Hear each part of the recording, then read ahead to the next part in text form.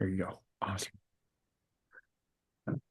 Yes, it's recording. All right. So, hello. Happy Tuesday. I know we really had a good conversation last time around, and um, simply can't hurt to repeat the importance of the Torah and the many different variations of that. So, here we are today. All right. So I'm going to start because I realized after we did the podcast that I never defined what Torah was. And since some of my audience have no idea, I had to text some of my friends that I had sent the podcast to. And I was like, oh, let me tell you what Torah is real quick because they didn't have the understanding of what that was. So I'm going to start with it and then I'm going to go ahead and pass it on to you and Dad. So the Torah, very basically, is made up of the first five books of the Bible: Genesis, Exodus, Leviticus, Numbers, and Deuteronomy. The word of Torah, at its definition, is translated to direction, teaching, and instructions, or otherwise known as the government of God, the order of the universe, and the accurate arrangement of things. So I'm going to pass it to Dad first, and then I'm going to go to you, Dan. For people who have no understanding on these terms, can you help us to understand what is Torah and how does it connect to identity, how to live, how to operate in the framework of living? Taking the first question, what's the Torah? It's kind of sad that for Christians we have to define what the Torah is, um, because the truth is that the Christian church does not consider the first five books of the Torah to be any more special than the rest of the Bible. And the difference between the Torah and the rest of the Bible was that God literally dictated the Torah to Moses from the time they crossed the Red Sea and they went to Mount Sinai and received the Ten Commandments. During that 40-year period, he dictated word for word the Torah to Moses. All the other books of the Bible are inspired, but they're the only five books that were dictated word for word by God to Moses or to mankind. The Christian church calls it the Pentateuch because that means five, but most Christians have never even heard the term Pentateuch. Um, it was given to a very special group of people, the Hebrews. And the reason why it was given to them was that over from the beginning of time, over 2,000 years, they maintained their ethnicity, very cultural distinction, and for the most part, a purity, an ethnic purity. They shied away from the worship of demon gods and kept their focus on the one true God. And so God gave them that word to steward, and they have been, for the most part, wonderful stewards of those first of the understanding of the first five books for the last 3,500 years. The truth is, the moment that Moses died, people were asking, well, what did he mean? So then we have, like Dan said so much, all these commentaries and such. But the truth is, we've been given this special treasure. And when the Lord first introduced me to the Torah in my heart, and it touches me even to talk about it. But the Lord said, "This is the pearl of great price." And so it's a shame that the Christians don't understand that the Torah is truly the pearl of great price that God's given humanity. Before the Torah, humanity was struggling with how to understand and please the Creator. So, a lot of the pagan rituals came from man's attempt to try to, how do we please God? What can we do so that our crops will grow, we have rain on our land, we don't have, great devastation as a people, and they came up with some crazy stuff. Human sacrifice to a degree was people groups saying, well, maybe if we give one for the sake of many. And so they were trying to come up with a formula to please God. And so what happened was God when he gave the Torah to the Hebrew people, he gave us the owner's manual. The creator of the universe said, here's who I am. Here's how I want you to relate to me. Here's how to worship me. Here's the things that please me and don't please me. And by the way, if you do the things that please me and don't do the things that don't please me, you're going to be a blessed people. And that's the history of of the Jewish people. They own 95% of the assets on the face of the earth. A lot of them are not truly spiritual, but they followed those tenets for all these years, and it's produced blessing. Um, kind of continuing on that vein, it tells us how to, it's the deeds that bring life and blessing. Dan quotes it all the time out of Deuteronomy. God said, okay, I've laid before you a blessing and a curse. Uh, you can choose life or choose the curse, choose life. He even gave us the answer to the test. So anyway, interestingly enough, and just trying to go through this, when Christians read, and Dan, you might not realize this, but for a lot of the audience that have actually tried to read through the Torah, what happens is they start in Genesis and into Exodus, and it's an amazing story. It's great, the greatest story ever told. So it keeps you on the edge of your seat until they cross the Red Sea, and suddenly God starts giving his law. And a lot the testimony of a lot of Christians is that they once they got into Leviticus and Numbers, they stop.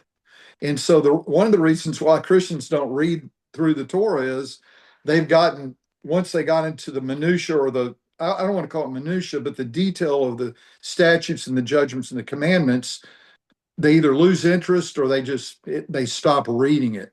And so part of what we'll talk about later on with Destiny is, how do you study the Torah so that you don't stop when you get to Leviticus. And interestingly enough, the Hebrew people call it Leviticus the heart of the Torah. So it shouldn't be considered a stopping point. It should be considered a place, the center focus of what God wants to give his people. Um, I and can, then finally, anyway, did you want to say something, Dan? yeah, just to like touch base on that, like how do you push through the boring stuff, right? Mhm. Yeah, Um, you just have to do it. You have to force yourself to do it. Like, what have we lost touch with discipline? Like, if we, it's good. Yes. what happened to people that they simply can't finish a 210-page book? I've read a lot of stuff I don't like. I do a lot of stuff I don't like on a day-to-day basis. That's part of being a human being. So my encouragement to people is just finish it, you know, just because you don't like it. Actually, you probably won't like it. That's another thing I wanted to kind of touch base upon, which is to us, the story is beautiful. We've seen the fruits. We've lived through it with many, many years of practice. Um, because of that, we know God as well, and God knows us. That enlightens our lives in a way that um, is hard to describe. But for people who've never had any insight into this, they start reading a book that's 3,500 years old, so it's in a language that is uncomfortable already. Mhm. Uh, there's a lot of names that are useless and annoying in from their perspective, at least first time through. Right. The temple and the blueprints seem absolutely useless and annoying yet again. But what else gives you a tactical approach to following life? Most people who grow up like in the slums and the projects on the Mhm. block, they have no concept of morality, even from a simple standpoint, um, moral and immoral sexual relationships, because the majority of trauma tends to come from people in their adolescence, Mhm. from viewing themselves as unworthy of love in childhood because they can't perceive their parent as being incapable of love. This is Carl Jung's example of where addiction really starts. And it's like, what if their parents were educated on the fact that this was Mhm. wrong? A lot of the time, the abuse of children actually comes from the fact that these things are normal. And so they say, oh, it's normal for you. Why don't you just end up doing X, Y, and Z? And this is how children are actually taken advantage of, right? So sharing this sort of information, that like very, very base level stuff that you think would be common, it's not common. The only place that has that sort of information is in an uncomfortable piece of literature, a short and uncomfortable piece of literature called the Five Books of Moses or the Pentateuch or the Bible, actually. Mhm. And so Mhm. I just wanted to segue there to That's add a great. couple uh, points for people who are probably more struggling with reading it than like finding great joy and fulfillment from it. That's really good.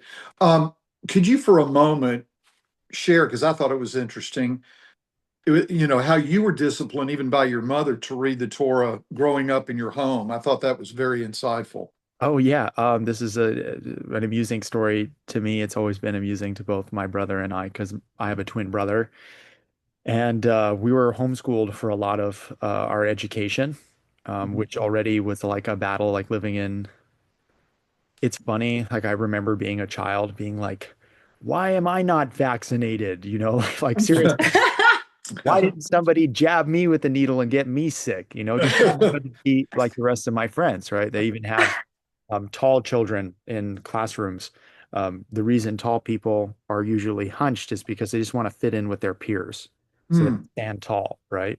And so same sort of thing, obviously, for myself. I was a child in the education system and I was rebellious. I remember always disliking um, Orthodox Judaism, right? Like the nonsense of having to wait like oh some people wait 3 hours, some people wait 6 hours, and this is the difference between how long you're supposed to wait in between having chicken and cheese, right? When like that's not even a prohibition at all because chickens don't give milk, right? And so Right. we're just dealing with things that a child can't understand, and both the law of God and that are treated as equal Mm. punishment, right? So there wasn't everything is sunshine and rainbows, but my parents had a very particular regiment of us reading the five books of Moses, the Torah, and in homeschool. Now that I no longer had like 4 hours of Hebrew and 4 hours of secular studies in a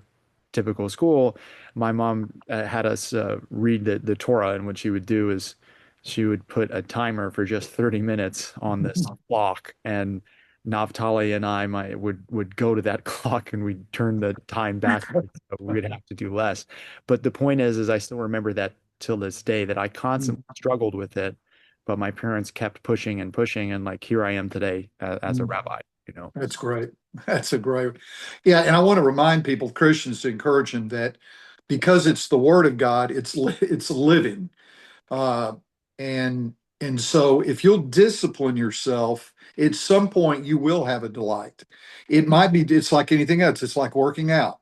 Once you've disciplined yourself over time, then suddenly not only is it a delight, but it creates momentum in your life. So I'm now encouraging the Christians as they get started down this journey, because I believe we're going to inspire many to do so, that if you'll set your heart to, as we're going to suggest later on, reading through and learning, because in Dan's case, he was saturated with it growing up. No one needs to teach Dan the Torah anymore, but for Christians that have literally never read through it, there will be a season where they need to study to understand. And then once they understand, there'll be a delight, and then it will become something that year after year you're going to get new insight. This year we just got through reading the portion where the children of Israel come out of Egypt, they cross the Red Sea, and lo and behold, and I was actually didn't have time to read it, Dan, but I was listening to it on YouTube. And through the 3.5 chapters in that Torah portion, 5 or 6 times the children of Israel complained. So what's the lesson? Oh, there was 10 complaints Yeah, prior to them being kicked out of the land, right? yeah. I don't want to misquote it, but I believe God is like I don't know if he says a specific amount of times, but it's like they just do this over and over again. Like that's it. You guys are walking down the line of curse, you know, and then they died out in the desert for 40 years. You know, Right. there are consequences, but the forgiveness, right, is really Mhm. intense. Actually, I have to constantly ponder upon that myself because dealing with people in the addiction space, Mhm. it's like everybody's bent on self-destruction when it comes to addiction. It's I'm doing well, I'm doing well, I'm doing well, and then I'm going to relapse, destroy everything, and Mhm. actually a trend that looks like this. Boom, boom, boom, boom. Mhm. It's a downward Mhm. trend, and It then is a downward trend. Kind of spiral. terrible. So uh yeah, don't mess up too many times, but you have to be forgiving, right? Mhm. Or else you can't get better as well. And so God Mhm. definitely shows his forgiveness. Like people don't register that Mhm. they did the golden calf, and other than the 3,000 people who were participating in it who died, nobody else really got harmed. There was a very minimal plague that was stopped pretty quickly. Mhm. Hmm. It's 3,000 good. deaths for a whole nation. And even though the Ten Commandments were broken, they still got them back and they were still headed towards Israel in the same timeline. Mhm. Like we were worshiping a golden calf and that's all that happened. Like Yeah. kindness is really beyond our understanding. So good. Yeah, it reminds me, they just crossed through the Red Sea, by Yeah. the They way. just saw Yeah, yeah. God You over know, the they were sea. still a little bit damp from going through the Red Sea, and they forgot about that, and they immediately started Where are my complaining. melons? And then, by the Immediately way, after. there was a pillar of fire at night that no one else on the universe had to light their camp. You know, you would think there would be a, Oh, absolutely. But again, isn't that human character? I call it yes. actually slave mentality. Mhm. Uh, Mhm. it was quite present. Like we were slaves in Egypt for 400 years. Mhm. And the delusion of these people to say such an audacity, take us Mhm. back to Egypt to where we can eat bread and fish to satiety. It's like, you guys ate bread and fish to satiety? Are you guys crazy? You guys were never full. You Yeah. had your firstborns drowned in the Nile, right? Yeah. Yeah. But you weren't even giving motor for bricks, Yeah. Yeah. fish and bread till you were full, right? And so this actually is somewhat present in even our culture in America. A lot of Mhm. it comes around Black culture, because they were slaves and Mhm. that period of history definitely happened, but it's also like, wake up, guys.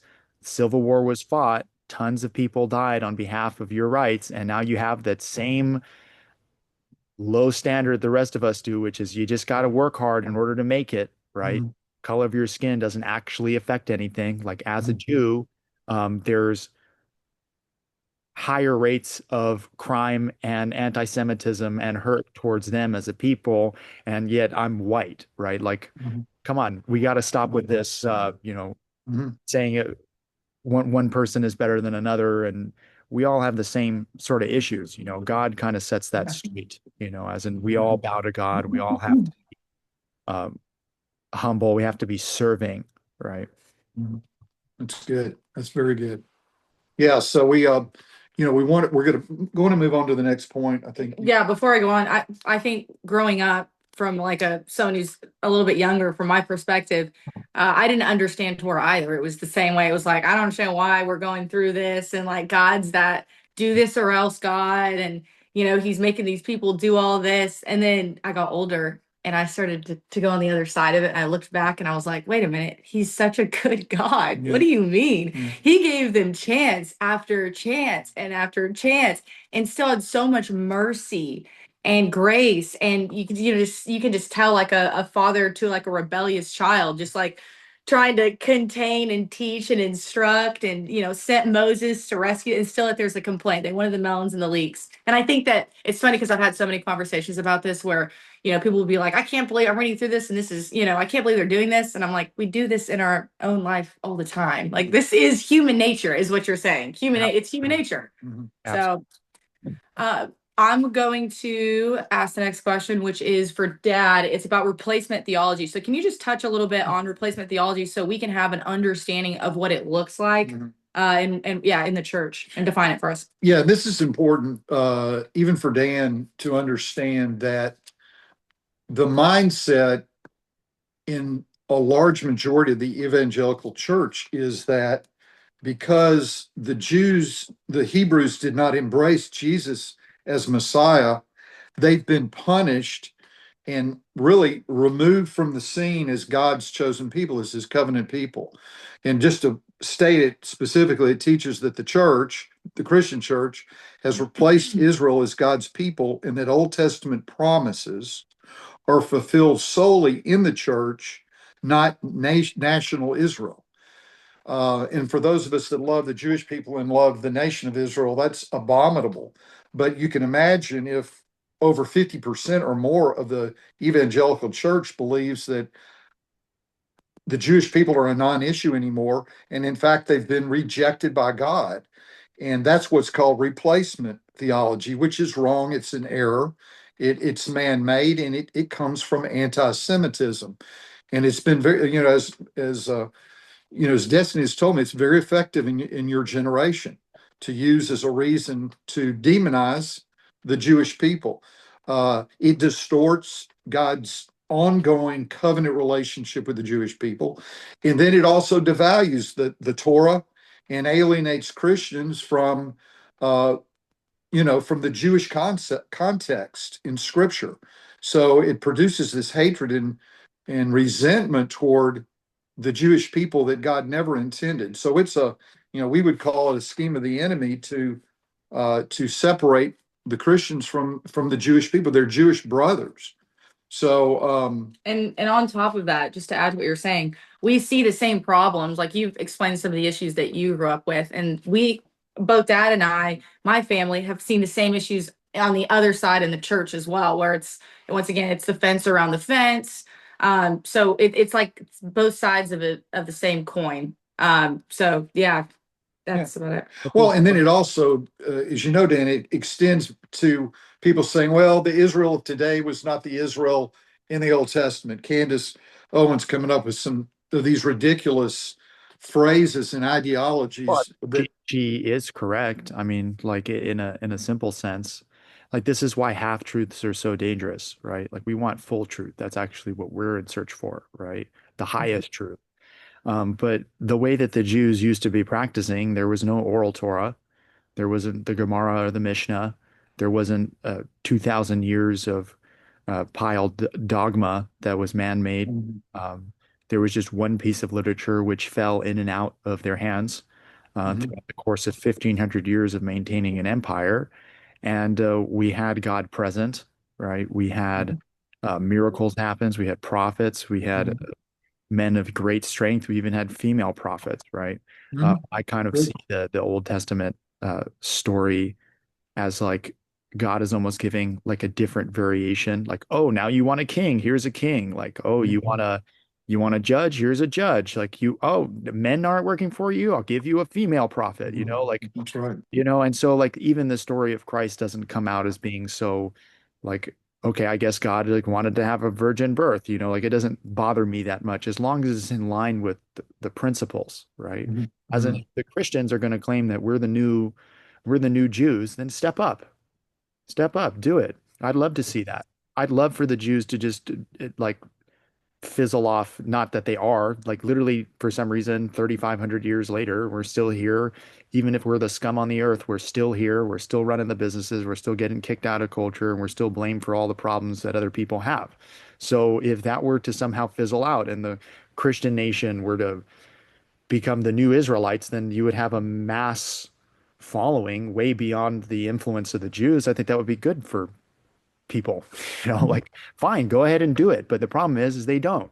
They just say, we don't even need the law. We don't need any of that. All we need is Jesus. And it's like, no, like, sorry, you sound like a hippie. Like, all you need is love. Like, no, like, you need a little bit more than that. Yeah.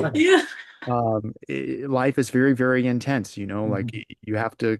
I recently got a kitten and I gave her a bath for the first time yesterday because she had some fleas. And I thought I traumatized my kitten for life. And I was thinking to myself after like a couple hours, she obviously reverted back to normal. But it made me think about like how under-equipped my generation is to deal with like children, you know? And I was like, damn, like I'm a really responsible guy who like fathers even adult men in the space that I'm in. And like I felt hurt on behalf of this little kitten, which is just an animal, how much more so a human being that I have to take care of. Imagine I was taking care of this child alone, like most people are taking care of their own children. Single parent households are the number one reason for addiction as well as crime. Why we need present fathers. And this stuff is not easy. You can't just leave it all up to Jesus. Like you leave it up to Jesus and your little boy's going to walk into the pool without your supervision. And that's a devastating story that's happened many, many times. So we need to keep our eyes open all the time. We need to be in a constant state of service. So we're actually useful. It's good. That's good. Yeah, interestingly enough, Dan, most Christians get their Sunday sermon and they're all pumped up and excited. When you walk out the front door, if you ask them what the sermon was about, most of them can't even remember. And then Monday morning, they're faced with Monday morning and they don't have the discipline. They don't have the way to walk through life. And so they're living, so to speak, Sunday experience to Sunday experience.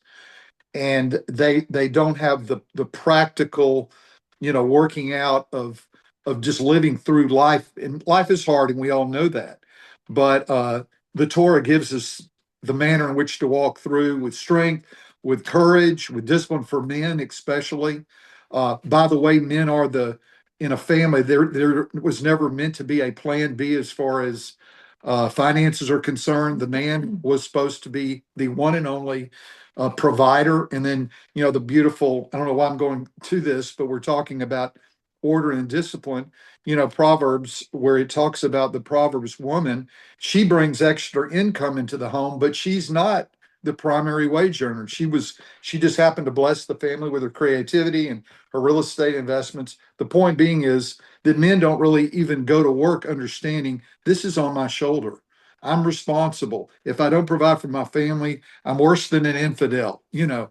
So Well, I agree with you. to just um, support, because you said, I don't know why I mentioned this, but you mentioned order and discipline. Mhm. That is what the Torah is. It's Mhm. order and discipline, right? Mhm. Yeah. And so there is an absolute necessity for it. It reminds me there was a 19-year-old uh, young man in my office yesterday, and this is kind of my new approach when it comes to Christianity, because being non-denominational, first of all, if you're a church, you're a shul, you're whatever, if you're non-denominational, you're a great spot. When people start to have denominations, they suck. But you Mhm. can definitely just call out any church or any institution or any Christian, which is what I did with this young boy. He said he loved my program when I'm doing, oh, wow, you teach the Bible. What denomination are you? He goes, I'm non-denominational. Like, I believe in Yahweh. I don't even believe in Christ, right? But I don't need to say that out front. And Right. he's like, "Oh yeah, we're like proud Christians." And I was like, "Cool. Have you ever read the Bible from start to finish?" And he was like, no, right?" And I was like, "Well, then your church is a zero, right?" And that's what I start telling people. Your church is a zero. They should be ashamed of themselves. If you're a part of a church and you don't know the Bible from start to finish, even the whole thing, much less the five books of Moses, then that's a zero institution. Yeah, Like that's saying, great. I went into a boxing school and we threw no punches, Yeah. Uh, doesn't sound like a boxing school to me, right? Yeah. Yeah, I actually have a good time calling that out. Makes me it's happy. good. So Yeah, I heard a recent story of a successful CEO who was a Christian, and he had read through the Bible many times, and he was discipling someone like yourself. In the actually, the gentleman was saying, "Well, I don't believe in the Bible," and he said, "Well, have you ever read it?" Mm. And the guy said, "No," and he said, "Well, then you're an idiot. So you're not believing something. Be like a Jew saying, 'Well, I don't believe in the Torah. Have you ever read it?'" mhm. You know. So the point is, people are literally guiding their life without having just a reasonable understanding of the material, right? And so, anyway, to your, it Well, works both look, ways. I agree with you. Obviously, that can be tricky because you can imagine that when you have that sort of discussion with a rabbinic rabbi, he's like, "So you're telling me you're not willing to sit in a yeshiva for the next decade and read bullshit from 6 in the morning to 10 p.m. at night? Mhm. So then you're not valid, right? Like it's their way of invalidating you because you haven't done an impossible task." Right. So it can go both ways. That's what's so wonderful about the Bible and the discussion. It's such a short piece of literature. Because you guys both define Torah beautifully, I might as well do it again. Um, this is a Tanakh, a Hebrew Mhm. Bible with both Hebrew and English, which means that half of this book Mhm. is really the size of the Old Testament and the New Testament. Mhm. Not the New Testament, the Old Testament and the five books. Mhm. And so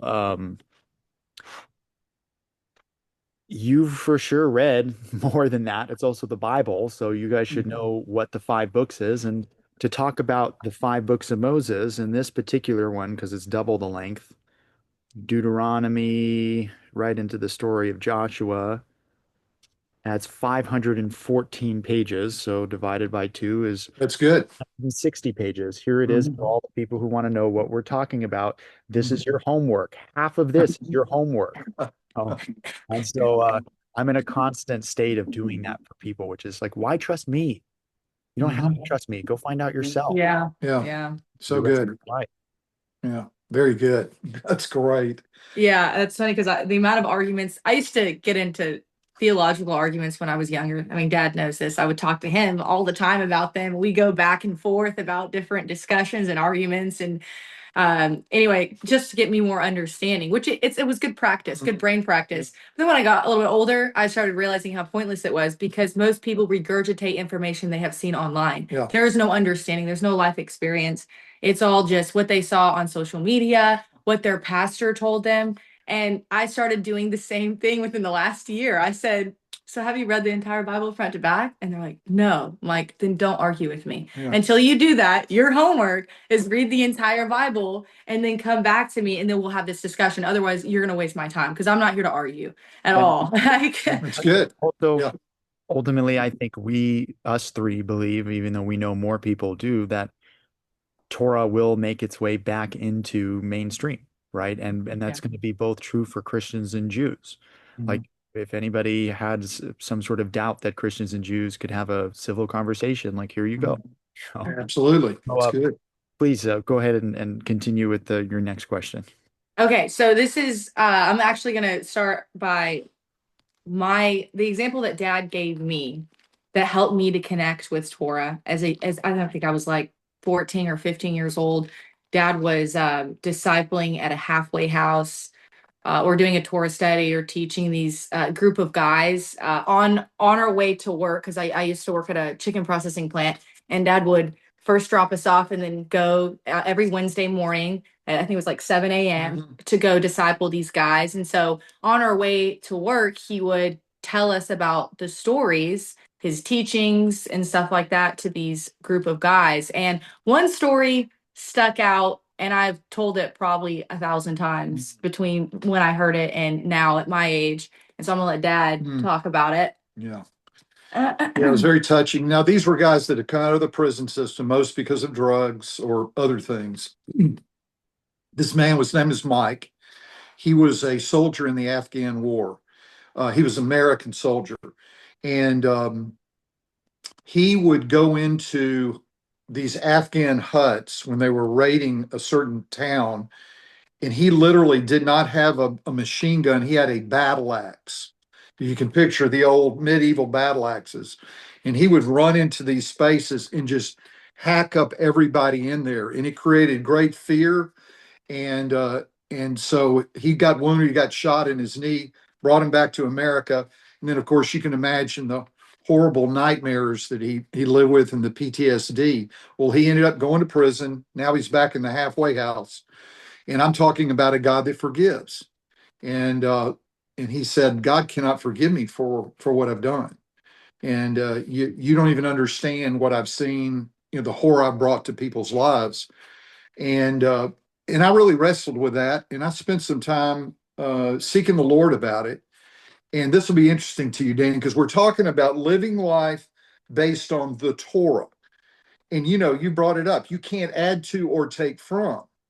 So if you're not going to add to it, that also means you can't add extra laws that God didn't add. For instance, I grew up Baptist, and I always say that the 11th commandment was, thou shalt not drink. That's not in there. Yeah. By God, they'll treat it like it was the 11th commandment. Okay. Well, you can't do that. I don't drink at all. But I don't drink because it's the 11th commandment. I just don't drink because I never liked it. Okay. So Mike was struggling over this. And so I was studying the Torah one day, and this thought fell into my mind. And I believe it was the Lord for this man, talking about the compassion of God. And here's the statement. I don't think you've ever heard anyone else say this. So this is unique. I felt like the Lord spoke this to me or impressed on my heart. I never addressed the conduct of men at war in the Torah. I never addressed the conduct of men at war. Okay, now what that means is he never gave any statutes, judgments, or commandments in the Torah regarding how men should act. And we know that there were times in the Torah studies, where he had his own men, the soldiers, the Hebrew soldiers, do some very horrible things to wipe out people groups that were unredemptive or could not be redeemed. Amalek, we just got through, the Amalek, the heathen Amaleks were basically chasing the Hebrews and killing the weak and the feeble. And God says in this last portion that I will remove Amalek off the face of the earth. So here's my point.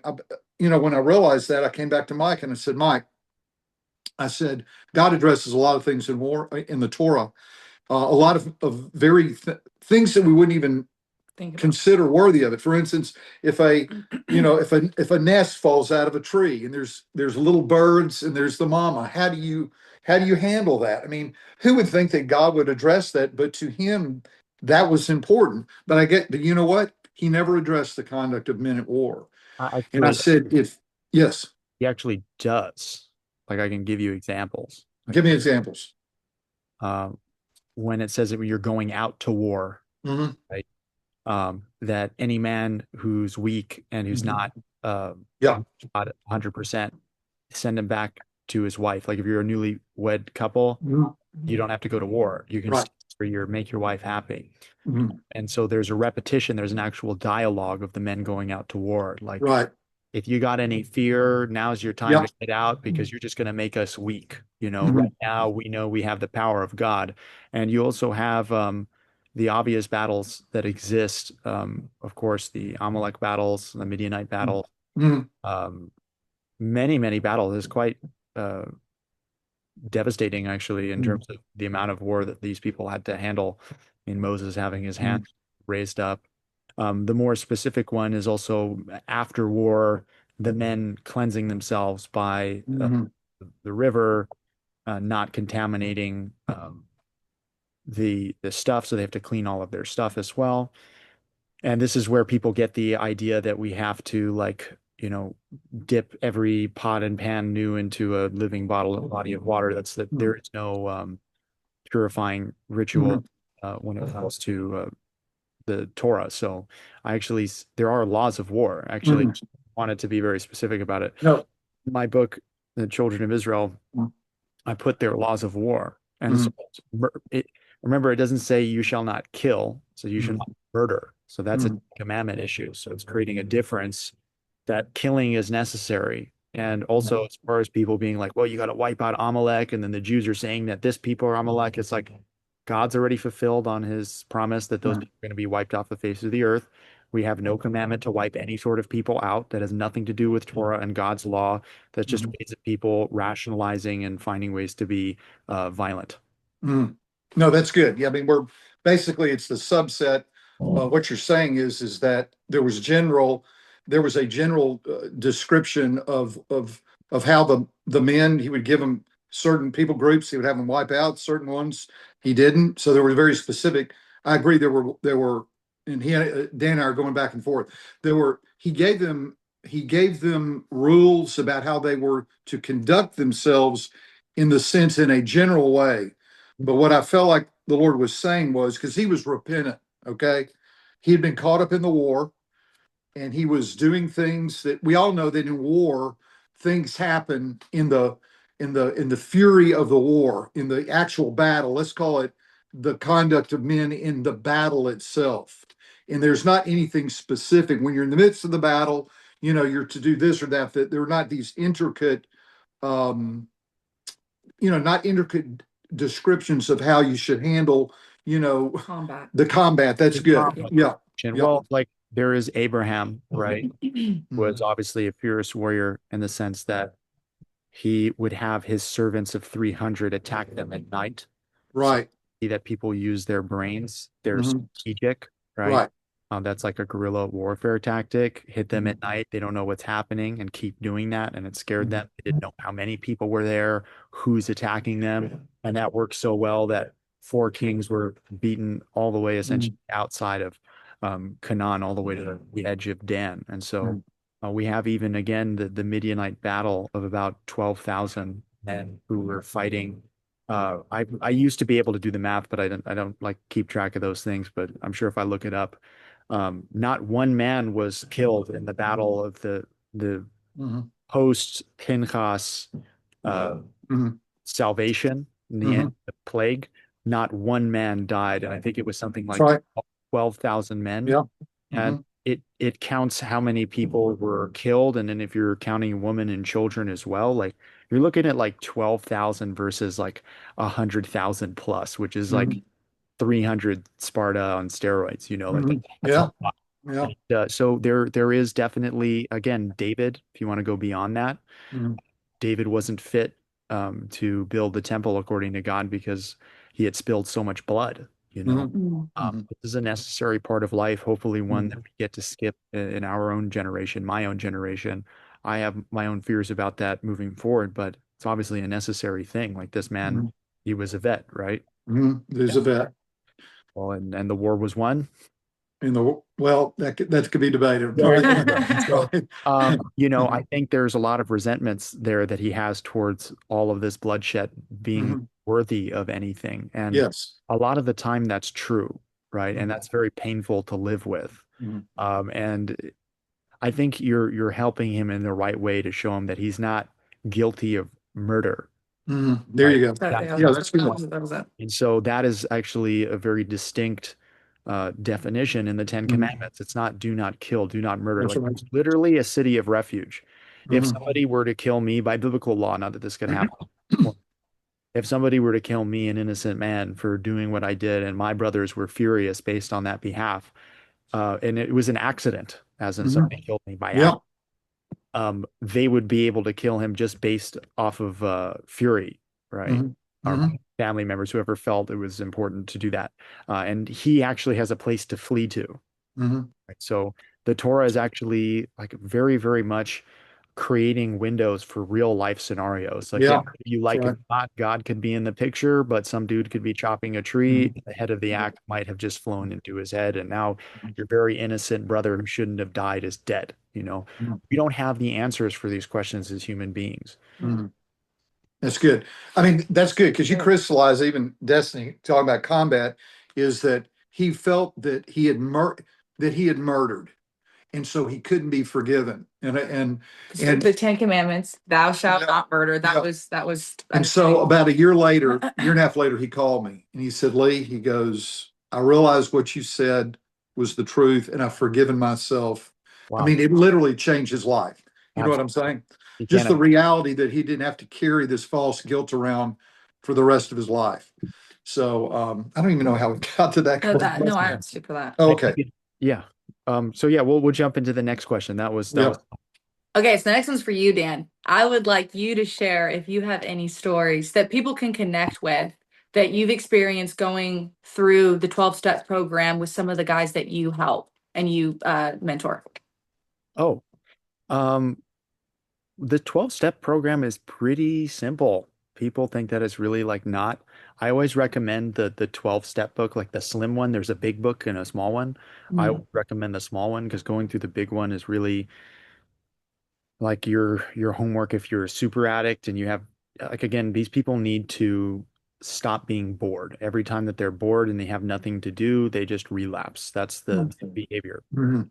And so if reading that book keeps you busy Mhm. for it, you absolutely Yeah. need to. I think that you can't benefit much, not much. You can still benefit from the 12-step program, and it works for a lot of people. But if you read the Bible and then you read the 12-step program, it's like you understand morality, and now It's you're given good. a tactical way to handle Mhm. your own addiction. So Mhm. I see the 12-step program as a fantastic way of repeating very simple things, which is you need God, Mhm. you need to write it down, you need to confess, you Mhm. need to write it down again, you need to apologize, you need to pray and meditate, and then you need to do this to other people. That Mhm. is the 12-step program in short. And so, what are new things you finally added into your routine if you're somebody who deals with addiction behavior? Inventory. So, Mhm. keeping a journal and writing down your life story and trying to be as objective about it as possible, making amends, taking Mhm. accountability, Mhm. uh, and confessing to other people. So Mhm. this forgiveness story that you mentioned, right? Like a man who felt that his killing in war was murder, the if he doesn't forgive himself for that, he is holding a huge burden constantly. But the Mhm. moment that he gives himself that forgiveness, Mhm. he is relieving himself of a ton of weight. So Mhm. for you being the intermediary Mhm. that helped him come Mhm. to that conclusion, the 12-step program has that as part of it. That is the last step, which is repeat this for others. So you create a really positive chain. Mhm. Again, just like certain movements in boxing or in fitness and bodybuilding, right? Like you want to grow an inch on your arms, get ready to do 3 sets of 10 curls 4 times a week for the next 6 months, right? And you have to do it at a weight that's 3 reps in reserve, 2 reps in reserve, 1 rep in reserve. There's a formula here that gets Mhm. Yeah. you to X result. There's a formula when it comes to addiction where you're not aware of your addictive behavior. You need to completely give yourself up to God. And so if you have a better understanding of the Bible and morality, Mhm. your bridging the gap with the 12 steps is going to be really easy. But you don't actually need to go through all of the 12 steps. Of course, I encourage people to do it because that's going to give you the best possible result. But just like a bodybuilder who's had 10 plus years of experience doesn't need to write down his workouts anymore, it just becomes a part of your routine. Mhm. And That's so good. I really like the 12-step program. Actually, I can't believe that religious institutions don't get funding because of separation between church and state, which is non-constitutional. So Mhm. not That's right. how the Constitution was created in order to work, or for, again, all the churches and all the schools to have getting funded, all God-based for hundreds of years prior to modernity, um, is absurd because the number one the start of your journey in the 12-step program is finding God and giving Mhm. yourself up to him.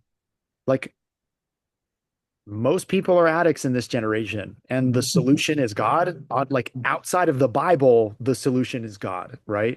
And Mhm. so I think it's just extremely telling. I'm so humbled, and I just love the fact that that's what works. It Mhm. strengthens my own faith in adherence to the Bible. It's good.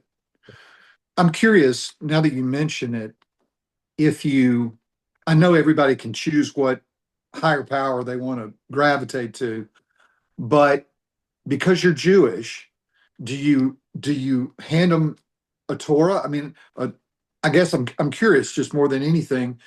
And I know you're not trying to purposefully lead them this way or that, but for someone, let's say that's totally secular, what what would you suggest? How would what direction? And this is not a commendation one way or the other, but I'm just curious. How would you practically give them a spiritual direction? Yeah, of course. I mean, first of all, I encounter that all the time because most people who walk into my offices with addiction are not like, oh, by the way, I was an Orthodox Jew. I worship Yahweh. Um, most people What? are like, I don't know God. I want to find God, or I Mhm. know God, he's Christ, right? Mhm. Mhm. And that doesn't bug me at all, right? If in actually, this is why I love the 12-step program because in order for it to work, it doesn't actually matter who God is. You just need to have faith in a power beyond you that is way beyond your understanding that's going to get you out of this hellhole that you're in. And so it actually works so good to combine both the Bible and the 12 steps because most people are not coming in from that point of view, which I would say is a very learned point of view. Like if you were a Christian, and I've had this conversation where um, I've said before that like I don't worship Christ, I worship the Father, Yahweh, and somebody else who was speaking in the same fashion that I did kind of like put down Christ, and then some other guy was tripping out over that, and he got aggressive, and it ultimately was talked out. But by the end of the whole thing, it was a lovely conversation with a friend of mine, and he ended up telling me, "Look, like Christ is the one who got me out of my hellhole, and Christ is God, and I'm in adherence to Him." And I was like, "Well, what does Christ actually like want from you? He wants you to follow the law, right?" And Mhm. he says, "Yeah." So I'm saying we both follow the same law, right? Mhm. And I'm worshiping the Father of Christ, as in you still believe that Jesus is God in the flesh, right? So that's a limited portion of God. If the name helps you connect to God, that doesn't matter to me. Part of the 12-step program is that you could be with a Buddhist God as long as you're believing that something beyond you is going to take you to a place of recovery. And I was just telling him where I liked his response, which is in the heat of the moment. He said that he doesn't feel worthy to talk directly to the Father. He needs to talk through Christ, right? I thought that was really interesting thing for him Mm, to say. And I would think that's actually the truth, as in, mhm, again, in this book, it says Hashem. Hashem in Hebrew just means the name. mhm, mhm, Um, El Shaddai, Adonai, Elohim, Jehovah, Yahweh. Um, there's so many different ways that we say God's name, God actually being the best definition for him. mhm, I know that in the Ten Commandments, it's a major issue where the first commandment is, I am the God who took you out of the land of Egypt from the house of slavery. But if you're a Christian, right, and you understand that is the God who took me out of the land of Egypt from the house of slavery, then he gave me all the laws. Then there was only holiness really in Israel, and the rest of the world was mostly unholy with their practices. And then God came down on earth as the flesh and revealed himself to me as Christ. Then Christ is the God who took you out of the land of Egypt from the house of mhm, slavery. mhm, I don't have a problem here, right? mhm, I always let people know, and I'm non-denominational.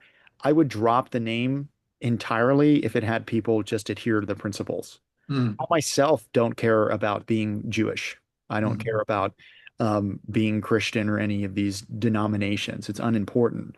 Like, especially when you're presented with things so intense like addiction, where it almost always starts off with the most horrible sexual and physical abuse mhm, in childhood, you know. Mhm. It's like, yeah, maybe we do need to give a little bit of room here and there, mhm, and I don't need to have a panic attack. I actually would encourage Christians to stop having such a panic attack when somebody else says that I don't worship Christ, I worship the Father.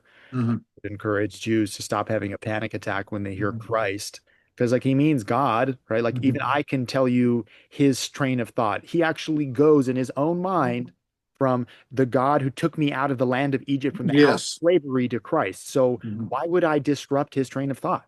So good.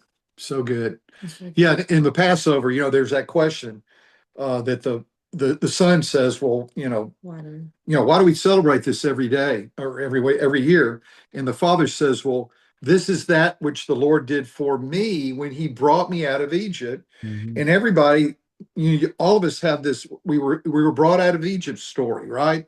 So I appreciate the way you just presented that. It's It's beautiful. got to originate from there. Yeah. We're all lost. We're lost as people. Forget this religion business. Mhm. It's good. If it's not helping, then it's not good. And right now, we're in a serious crisis of morality and ethics and moral education. So, however you come to it, to me, I've said it many times, both Jews and Christians need to um, come together. Mhm. And so, I think that sums it up well. I think we can jump to the next question. It's All good. right, I'm going to piggyback off of something you say a lot, which is the moral education. My dad, growing up, he would recommend me books, and one of them was 12 Rules for Life by Jordan Peterson. And it took me, oh, so good. It took me a long time to finally listen to him, uh, which is a pattern. And when I did, I was so grateful because I realized after I read the book, and then I watched, a couple teachings, and then 5 or 10 or 15, and then I went to a couple seminars, and I connected with it. And I didn't understand why I connected with it until what it did was it brought me back to Torah. Mhm. It brought me back to the teaching and instructions of God. Because I was like, why do I connect with this so much? I was like, oh, well, because you've seen the patterns before because they're teaching along the same lines, right? Just basic things. I mean, the first one I think was what make your bed, just really simple things. If you can't create order in your own life, why would you go out and try to, point fingers or force order on someone else's life? You have to learn how to discipline yourself before you can discipline others, or point fingers, or so on and so forth. And then I went through it was called Transformation Science, and it kind of went through like the 12-step program. And once again, just a lot of things that kind of were teaching similar ideology. And it once again brought me back to the tour. And I was like, oh, this is why I can connect with it. And I think it also impacts people so much is because essentially it's the Torah, it's the teaching instructions of God. And then also in my generation, this is an epidemic, And I noticed it as soon as Andrew Tate got famous. And there were, negative or positive, I realized how much of a response that he got from men Mhm. and how his message or his attempt at defining masculinity had influenced and has influenced young men of my generation. It's been very clear that there is a mass people in our generation that are craving for purpose and identity, which leads me back to the purpose of the conversation, which is returning to the Torah as a baseline for moral education, order in your life, and purpose. And we need it, especially for men. I'm looking back at it because I deal with men a lot, and it's kind of it's concerning sometimes because I feel like sometimes more of a man than they, and that's really concerning for me and my future children. Yes, of course. And again, you're just stepping up to the lack of, right? And so Mhm. that is, it's not helping anybody, but what other choice do you have, right? I mean, we still function on like an animal level, which is very baseline. I deal with men all the time. My twin brother Naftali actually deals with women all the time. That's his career and his education. So we both mirror each other. We suffer in a similar way. It's quite interesting. And but the whole men thing, I think this is a good example because you mentioned Andrew Tate, right? Um, Andrew Tate is 6'3". He's good looking. He's got a good body. He's got hella money. He's a kickboxing champion. He's pretty badass, right? The problem here is that not everybody's going to be like Andrew Tate. If Andrew Tate is selling that you're going to be like me, and Mhm. is not telling the truth. Also, Andrew Tate was in the sex trafficking business. That's no secret. So it's not like he's a super ethical guy, right? Mhm. So not exactly, again, if you just remove morality, then men are just running to that like a magnet. There's a lot to Mhm. Yeah. admire. About- I had this conversation today because I did inventory with um, somebody in my program, and he told me about how he grew up on the block and the chaos and the projects and the home and everything that goes on there. But after he's out of college and he's going, well, he really dropped out of college. He wouldn't admit that he dropped out of college until I made him say that that's what you did, There you and go. you went back to selling drugs. And things were good until the business fell apart because it's not exactly that lucrative and consistent of a business, right? And then he had absolutely nothing to do. And when he had nothing to do and he wasn't making money, both his mom and his dad and their spouses of the time being basically said that you're a nothing because you're not making money. So the value from a human being doesn't come from the fact that you were selling drugs because they were happy with him when he was selling drugs because at least he made money, right? So the metric for men nowadays is that Mhm. your success comes from making money. You say that's Andrew Tate. I have a Bugatti, right? Like Yeah. there's only a handful of those cars in the world. Most Mhm. will never work as hard as you will. That's another thing. But your value doesn't come from how much money you made. And so money is the new God. That is what men Mhm. worship. They're constantly striving for. I hear it all the time in addiction. Like, you can't imagine the delusion, like when there's a 400-pound person sitting in front of me telling me about my program, right? Um, do you think I could make a boxing career out of this, right? Like, as a professional management company with pro fighters, I can't tell you how stupid that is to come out of somebody's mouth. Like, you're 38, you're 400 pounds. I would make you pass out and call the hospital by making circles around you, dude. We'll make a professional fight. You have 300 pounds to lose, right? And so there's a delusion where it's just like, you know what? I'm gonna go be like Jake Paul. I'm gonna make a ton of money and then my life's gonna be set. And it's like, no, you still have an addiction problem. You still have an intimacy problem. You don't have God in your life. You're a spiritual creature. These are things that men like Andrew Tate are not taking an accountability for. Yep. I actually don't, I see him as one of the least bad figures out there Mhm. because he's actually admirable. So like, I kind of Mhm. get it. Yeah. Yeah. I think that would be my summary on that particular point. Wait, who this is a random question, not on the list. Who do you think are some of the most motivation or some of the men that are motivating men in a negative way currently in our society, in our generation? Oh, Give me like one or two. yeah. I mean, I live in Los Angeles. I've met a couple of them. Right now, there's this, well, Sneeko. Sneeko is one of these guys that absolutely sucks. He's a soulless guy. I've met him myself. He came into my gym, wanted to pretend like he owned the place and that we had to like all of the hard work that it takes into running a business, which, by the way, is something he's never done. Like all these people are just like friends with porn stars. They just hang out with losers. They go out to the club and then they talk down about like women and men and all the problems in society, but they themselves are the leech, and they're completely unobservant. It's like you're a Muslim, but you don't follow any of the law. Same way I find it silly when Christians say I'm Christian, but I don't follow any of the law. And so that's one guy. Another guy would be this clavicular guy who just popped up. He was like bone smashing his face, and he's a young, handsome guy. Also, I think he might even be a Jew too, which is just funny. And he's doing meth. He's doing meth in order to get lean. Like, first of all, I actually have achieved a nicer physique in bodybuilding. I don't post these things, but I was a natural bodybuilder at 21. It took me 7 years of power bodybuilding constantly, and I lived and breathed the gym, and I had an amazing physique for a long time. So first of all, his physique's not even like that impressive, right? He's a very good-looking guy, of course, but in order to stay lean, he takes steroids and he does meth to stay lean. Mm, I've recovered guys from football who are still in recovery that was their trick to get lean. Problem is, mm, they're 40 years old and mm. were addicted to meth. Wow. Like, I'm sorry, you're pumping drug addiction to everybody. It's the same reason I left the fitness industry. Mm. The fitness industry is just the drug industry, right? 'Cause Mm. you want to get a nice physique. It's like, well, let me just tell you from 7 years plus, now 11 years of being in the fitness space with better genetics, I'm taller. I've been doing it for longer. I cannot get to the level that these other guys are. You need drugs in order to get to the next level. Wow. And so you have young kids sticking needles in their body, messing with their hormones. First of all, it destroys everything.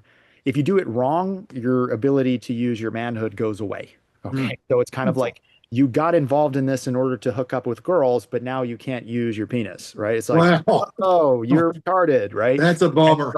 so this is actually going on. Yeah, yeah, yeah. It's crazy. And it's a complete distortion of value and I myself was sub 10% body fat, about 7.5%. I show the testimonials to all people who come to my office, and I didn't even think I had like abs, like right. So I know about body dysmorphia. I know how hard you have to work in order to get it. And somebody like this has just gotten super rich. All these girls are coming over to hook up with him. They're all doing Hail Hitler, singing in the club. This was a recent thing. They all went out together. So those two guys are definitely not good role models. He's 20-year-old meth user. Wow.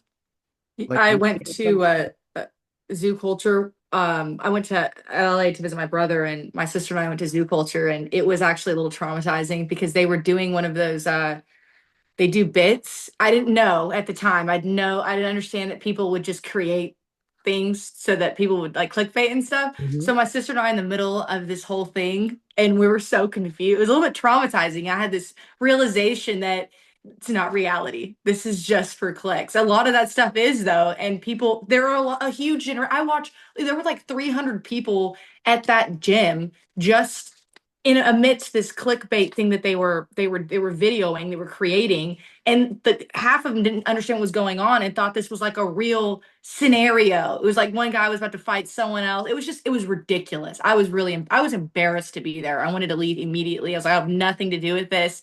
And yeah, I did not realize that was going on, which is when I started realizing that there are a lot of our generation that are following these men. I mean, you think like critical thinking, stuff like maybe life experience, but no, there's a huge amount of people that are lost that need help, which is that's why we're in this conversation in the first place. Absolutely. I mean, in a lot of ways, I'm doing this to help. I wouldn't be in this space if it didn't actually.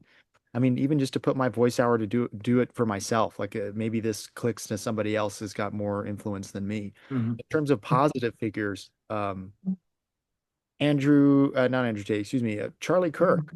Like Mhm. Charlie Kirk he was the guy. He was it. He was doing the work for all of us, and they killed him for it. Like I can't believe that that's just brushed over, and that Mhm. more than half of our country is happy that he's dead. Mhm. It devastates me constantly, because like Mhm.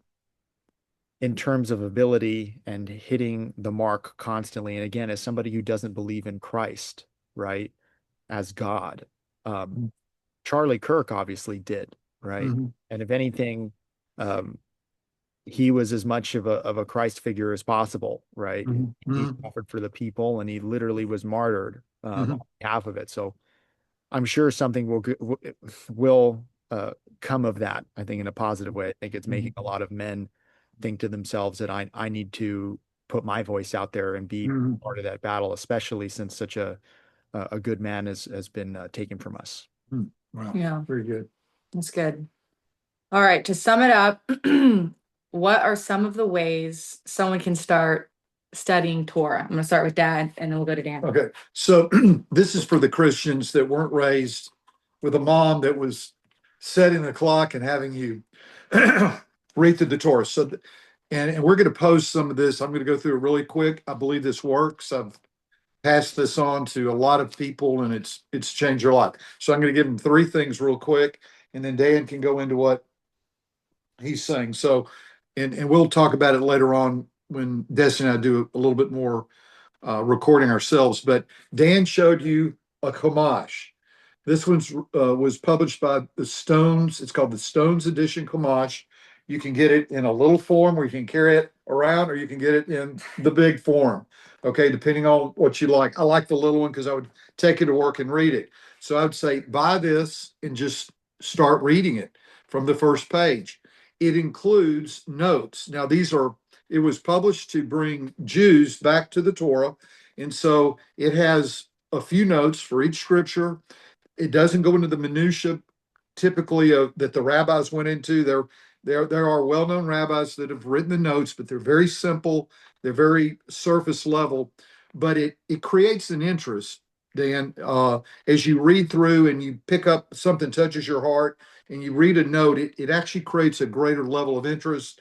It actually helped me get through Leviticus, Numbers, and Deuteronomy because it gave me enough additional information to make it interesting. And so I would say buy one of these. If you don't have the money, write me and I'll buy it for you. Then the second thing is this is a simple schedule of reading the Torah. 3.5 chapters a week. They're called portions. And you can pull this off of First Fruits of Zion. It's called FFOZ.org. You can print it for free. And on the 7th, this Saturday, it will say, read chapters Exodus 20 through 23. So you just go through and start reading And it. they have an audio as well. And they have an audio, and I was going to show that, or which is what I did because I didn't have time to read the Torah portion this weekend. I just pulled up YouTube. You type in for NKJV, that's uh New King James Version, NKJV, then you put Genesis and you put chapter 20, and when you click on that, it will bring up a little thumbnail, and there'll be a guy that reads that Torah portion to you. It's interesting, has some background noise that makes it more interesting. And believe it or not, sometimes listening to the Torah you'll pick up things that you don't pick up reading it. So those are the three simple things that I've passed on to probably 100 or more people where they can practically just start reading it week after week. It's not a burden, 3.5 chapters, big deal. And it'll discipline you and take you on a journey that will make it interesting for you and it'll give you some momentum. And by the time you get to Leviticus, you're ready to hit Leviticus and Numbers and Deuteronomy. So we'll post that at the bottom of those little. They're really study tools. And anyway, that's it. Also, to add to what Dan said and Dad, nothing in life that's worth having is easy. Right. And it comes to your physical discipline, it comes to working out, anything. Anyone knows that has any sort of like fitness background, you don't want to do 80% of what you do, but the results are worth it. That's why you do it. It brings fruit. The fruit is being healthy, not living in a wheelchair, not being 600 pounds. That's the fruit of walking in discipline. Mhm. So anyways, Dan, Thanks. Well, I mean, I have just my own variation of it. Honestly, I'm so my way of doing things doesn't have to be the way of doing it. The Mhm. only thing that I want to make sure is absolutely clear is just read the 5 books of Moses from start to Mhm. finish. Ideally, read the whole Bible through, right? Mhm.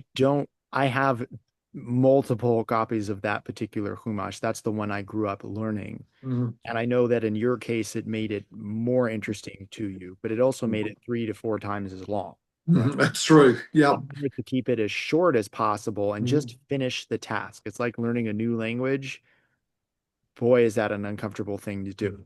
And Mhm. so I like this version, the Stone edition, which is basically like the brother of the one that you did. And that's Mhm. because A, it's got the Hebrew and the English. So if you ever wanted to translate it, you could, but it's got no commentary basically. Yep. It's Right. true. So that's my favorite. And if you wanted to read past the 5 books, it has the Old Testament in there as well. So Mhm. these That's are good. that I use and I recommend to people because I just want them to complete the task. Um, Beyond that, you should be able to find, I mean, the whole idea of a church and a shul and a temple of God in any respect is that people are just reading the word out loud. Like if you guys want to me Mhm. speaking to people who know where I'm located in Los Angeles and I'm at ISU boxing, you can come to ISU boxing and I'll literally read the Bible to you straight, you know. Mhm. So um on come on down. And Sunday is 12 to 1. So that's kind of the other thing It's is awesome. I gain from repeating it over and Yep. over because I There you believe go. Yeah. repetition is the master of all skill. Mhm. And Mhm. if I literally have to read it from start to finish with somebody Mhm. else, I was going to do that again at some point in my life anyways, right? So Mhm. That's good. It's fantastic. really. I think this was a wonderful podcast. Wonderful to see both of you. Thank you so Yeah. much. Thank you, Dan. Absolutely. Have a blessed week, and I will send you guys to recording. Okay. Thank Awesome. you. Bye-bye. You Bye. too.